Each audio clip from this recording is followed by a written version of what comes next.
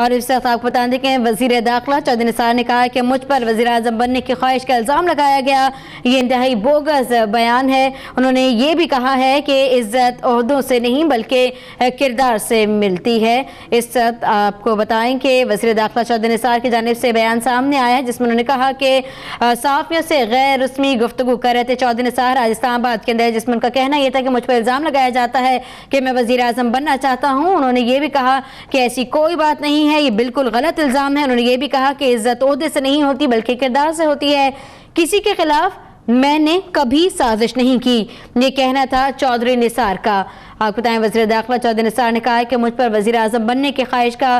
الزام بوگس لگایا جاتا ہے، عزت عہدوں سے نہیں بلکہ کردار میں ہوتی ہے۔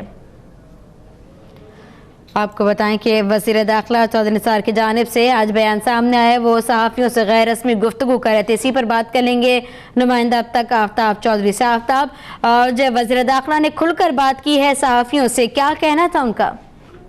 جی آصفہ، وزیر داخلہ چودھری نثار علی خان پنجاب ہاؤس میں صحافیوں سے غیر رسمی بات چیت کر رہے ہیں، تو ان کا کہنا ہے کہ مجھ پر وزیر اعظم بننے کی خواہش کا جو الزام لگایا جا رہا ہے اس میں کوئی حقیقت نہیں، یہ بالکل بوگس بات ہے کیونکہ میرے سیاسی مخالفین یہ الزام لگاتے ہیں۔ تو انہوں نے کہا ہے کہ آصف علی زرداری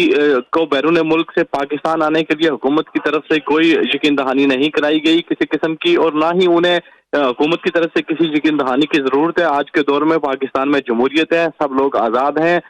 تمام جو سیاسی لوگ ہیں یا باقی لوگ وہ اپنی مرضی سے بیرون ملک اور پاکستان آ جا سکتے ہیں کہ حکومت کسی پر کوئی قدغن نہیں لگانا چاہتی، تاہم جن کے خلاف عدالتوں میں کیسز ہیں انہیں کیسوں کا سامنا کرنا پڑے گا۔ تو انہوں نے کہا ہے کہ عزت جو ہوتی ہے وہ عہدوں میں نہیں ہوتی بلکہ انسان کے کردار کی وجہ سے اس کی عزت ہوتی ہے، اور انہوں نے کہا کہ یہ بات واضح کی کہ میں نے کبھی کسی کے خلاف سازش نہیں کی، میرے سیاسی مخالفین ہمیشہ مجھ پر یہ الزام لگاتے ہیں لیکن میں ہمیشہ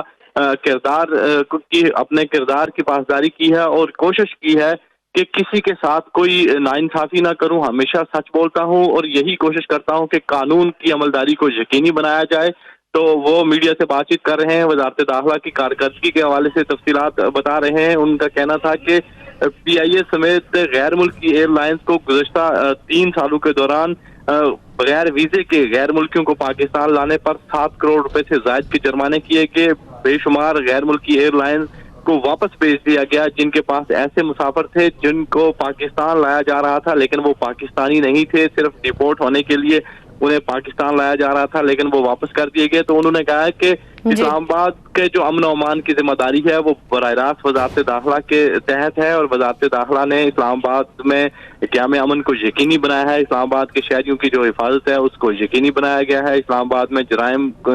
کو جرائم سے پاک کرنے کے لیے پولیس کو ساتھ دے رکھا ہے۔ جی شکریہ آفتاب چودھری اپڈیٹ کرنے کے لیے۔